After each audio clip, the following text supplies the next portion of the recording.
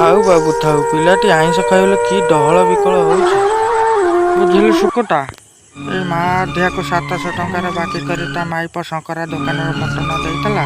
ବାକି ସୁଝି ପାଇଲାନି, ମାଇପ ଛାଡ଼ିକି ଯାଇଛି।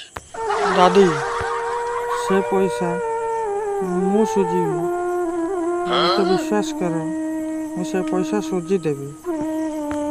ମାଧିଆ, ସତ କହୁଛୁ? ସେ ପଇସା ତୁ ସୁଝିଦେବୁ? ସେ ଶଳା ଶଙ୍କରା ବାଟରେ ଘାଟରେ ଆଉ ଚଲେଇ ଦଉନାହିଁ। ଯୋଉଠି ଦେଖୁଛି ଖାଲି ବାକି ପଇସା ମାଗୁଛି। ମନା କରିଦେଲେ ଖାସୁ କରିଦେବା କହୁଛି। ମୋର କ'ଣ ମାନ ସମ୍ମାନ କିଛି ନାହିଁ?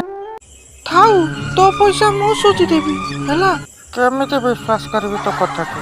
6 ମାସ ହେଲା ମଟନ ନେଇକି ଯାଇଛି ତ ଦାୟିତ୍ୱ, ଆଉ ଦେଖା ଦର୍ଶନ ନାହିଁ।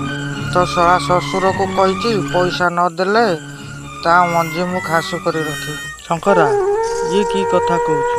କେଇଟା ଟଙ୍କା ପାଇଁ ତୁ ମଞ୍ଜି ଖାସୁ କରି ରଖିଦେବୁ କହୁଛୁ? ମଞ୍ଜି ନୁହେଁ ମଉସା, ମଟନ। ବାଡ଼ିଖିଆ ଭଲରେ କହୁଛି, ବାହାର ଯା। ଆଉ ପଦେ କଥା କହିଲେ ଚପଲ ଖୋଲିକି ମାରିବି। ତୋ ଘଇତାକୁ କହିବୁ 700 ଟଙ୍କା ଅଛି, ସେଥିରୁ 200 କାଟିକି 500 ଦେବ।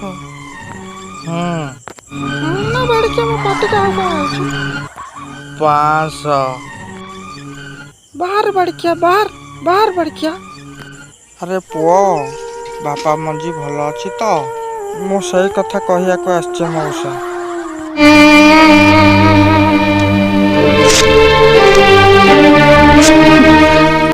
ବାକି ଖାତା ଚିରିଦେଲେ କ'ଣ ଲାଭ ହବ? ଆଉ କ'ଣ ବାପା ମଞ୍ଜି ଫେରି ପାଇବା?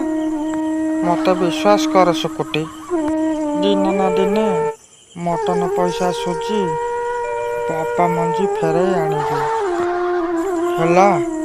ବିନା ମଞ୍ଜିରେ ବାପାଟା ମୋର ଛଟପଟ ହେଉଛି, ଯେମିତି ବିନା ଚାର୍ଜରରେ ମୋବାଇଲ। ବାପା ପାଖରେ ସିନା ମୋବାଇଲ ଅଛି, ହେଲେ ଚାର୍ଜର ନାହିଁ।